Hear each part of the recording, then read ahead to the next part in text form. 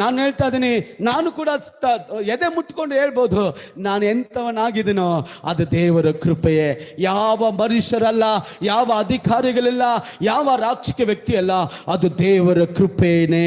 ಕೈಗಳ ತಟ್ಟಿ ದೇವರಿಗೆ ಹೇಳ್ರಿ, ಯೇಸುವೇ ನಿನ್ನ ಕೃಪೆ, ನಿನ್ನ ಕೃಪೆಯಿಂದಲೇ ನಾವು ಸ್ಥಿರವಾಗಿದ್ದೀವಿ, ನಾವು ನಿಂತಿರೋದು ನಿನ್ನ ಕೃಪೆಯಿಂದ. Amen, hallelujah. ನನ್ನ ಜೀವನ ಸಾಗುತ್ತಿರುವುದು ನನ್ನ ಬಲದಿಂದಲ್ಲ, ನಮ್ಮನ್ನಲ್ಲಿರದೆ